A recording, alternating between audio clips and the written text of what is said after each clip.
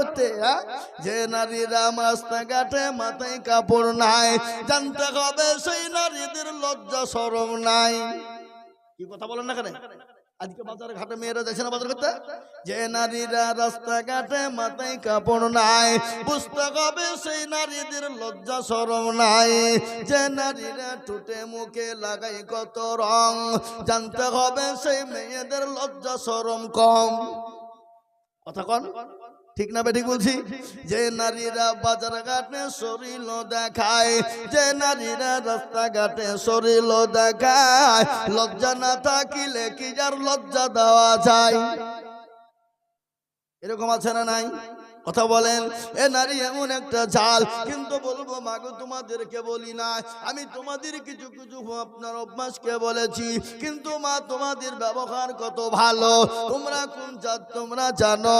তোমরা হলো নবীর মা, তোমরা হলো সাহাবাদের মা, তোমরা হলো ওলি গোয়াস কুতুবের মা, তোমরা হলে মাস্টার ডাক্তারের মা, তোমরা হলো প্রধানমন্ত্রী এমপি মুখ্যমন্ত্রীর মা, তোমরা হলো এমএলএ এমপির মা, তোমরা হলো শ্রোতা বক্তা মাস্টার ডাক্তারের মা, হাফেজ কারি মুহাদ্দিসের মা। মা গো তোমাদের এত মর্যাদা গো মা, আমি যদি তোমাদের মর্যাদা সম্পর্কে কথা বলতে চাই, ও মা গো ঘন্টার পর ঘন্টা কেটে যাবে, তারপরও আজিজুলের মুখ থেকে তোমাদের সম্মান কমবে না। আজ একটা ঘটনা শুনিয়ে দিই, ওটা আমি বাইরে রেখে দিলাম, আমি পরে বলছি।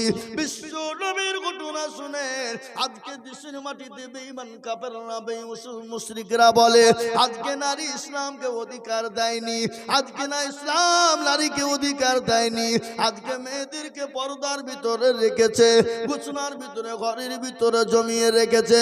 কিন্তু শোনো গো মা, ইসলাম যে নারীকে অধিকার দিয়েছে বিশ্বের কোন জাতি দিতে পারে না, বিশ্বের কোন ধর্ম দিতে পারে না।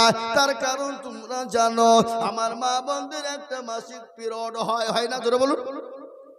আমার মা বন্ধুর একটা মাসিক পিরিয়ড হয়, ওই পিরিয়ডটা যদি না হতো আমি আজিজুল দুনিয়া জমিনে আসতাম না, মাওলানা সাদেক সাহেব দুনিয়া জমিনে আসতো না। মা বন্ধুর একটা মাসিক পিরিয়ড হয়, সেই জামানা ইলমে জাহেলিয়াতের জামানা। আমার মা বন্ধুর যখন পিরিয়ড হতো, কাফের বেঈমানেরা নারীদেরকে গর্তের ভিতরে রেখে দিত, নারীদেরকে জঙ্গলে রেখে দিয়ে আসতো। আমার নবী বিশ্ব নবী, আমার নবী এত জাস্টিস সুপ্রিম ইনসাফওয়ালা জজ, আমার নবী এত দয়ার নবী, আমার নবী এত মায়ার নবী, আমার নবী এত রহমাতাল লিল আলামিন। ওই নারীদেরকে গর্ত থেকে টেনে তুললেন, তোলার পরে রানীর সিংহাসনে বসিয়ে দিলেন। ও মুসলমান গো, আমি আপনাদেরকে শুনিয়ে দিই বাবা, মা বন্ধুর মর্যাদা দিয়েছেন আমার নবী।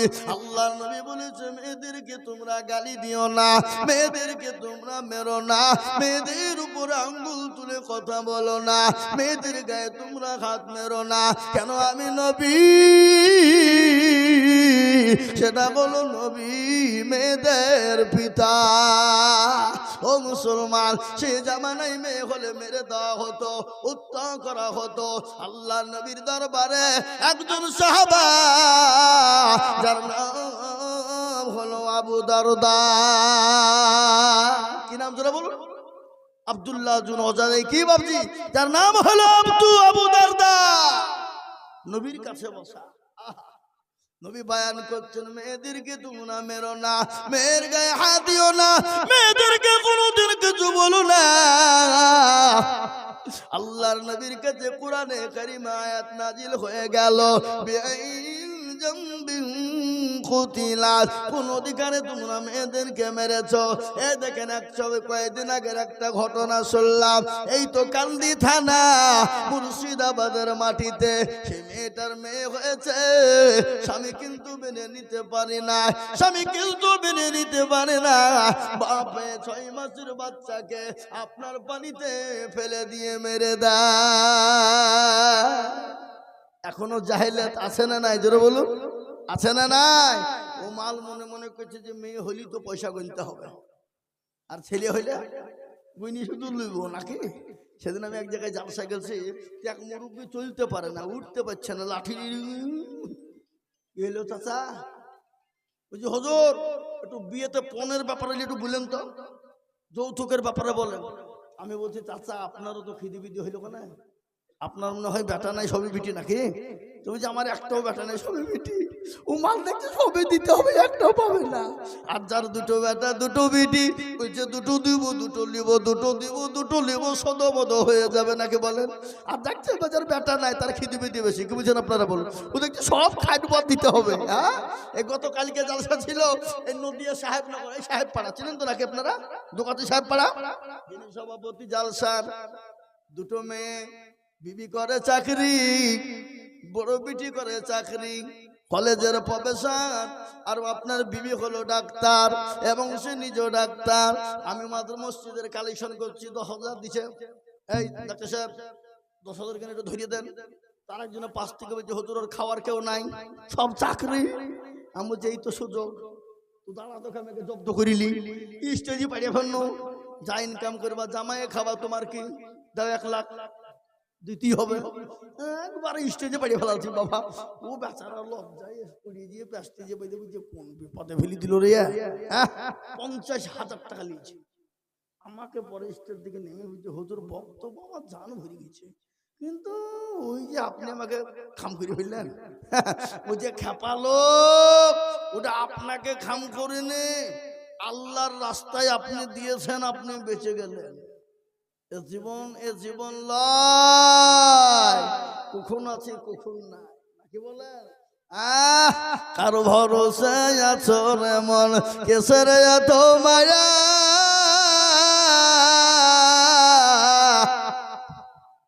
এত সাদের বাসা তোমার ভেঙ্গে যাবে বাসা। অতর গনা দিন ফুরাইয়া যাবে, যৌবনে লাগবে ভাটি, ওই যে ডাকিতেছে তুমি কবরের মাটি। অতর গনা দিন ফুরাইয়া যাবে, যৌবনে লাগবে ভাটি,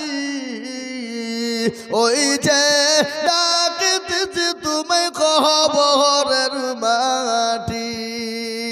সন্ধ্যার আগে যেদিন ডুবিবে বেলা, সন্ধ্যার আগে যেদিন ডুবিবে বেলা, এক পলকে ভেঙ্গে যাবে তোমার রঙের মেলা। ও কার তুমি ধমক দিবা, কার মাথায় ভাঙবা লাঠি, ওই যে ডাকতেছে তুমি কবরের মাটি, ওই যে ডাকতেছে তুমি কবরের মাটি। খবর পেয়ে আসবে আত্মীয় সহজ, তোমার চারি পাশে বসে তারা করিবে কান্দ,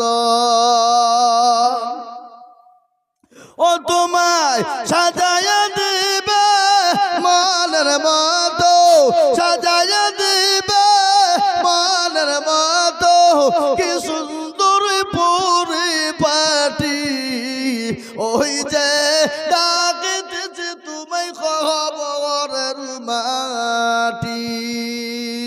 ও মুসলমান দরদি, প্রতিদিন কবর ডাকে,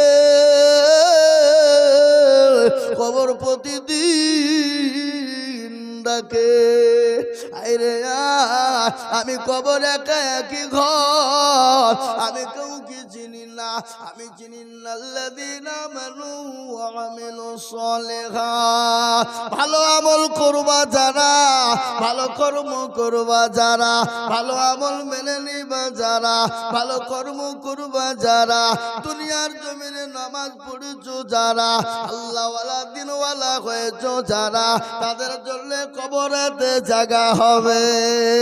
যারা দুনিয়াতে আল্লাহ চিনেনি, নামাজ চিনেনি, ফজরের আযান হয়েছে, সালাতু খায়রুম মিনান নাওম, আমরা ফজরের নামাজ পড়তে উঠি না, আমরা ঘুমের ঘরে আমরা শুয়ে শুয়ে বেলা 8টা পর্যন্ত ঘুমিয়েছি বাবা। ও মুসলমান দরদি, কি জবাব দেবেন কবরের ভিতরে? কিন্তু কবরে কাউরির দাদাগিরি চলবে না, কবরে কাউরির রাজানি চলবে না, কবরে কাউরির মস্তানি চলবে না, কবরে কাউরির কোন রকম ফুটানি চলবে না। ऐसा करेगा तैसा करेगा, ऐसा होगा वैसा होगा, कब्र में नहीं चलेगा, कब्र में चलेगा इन्नल्लज़ीना आमनू व अमिलुस सालिहात। ভালো আমল करेगा तो तुम्हारे लिए कब्र में अच्छा होगा।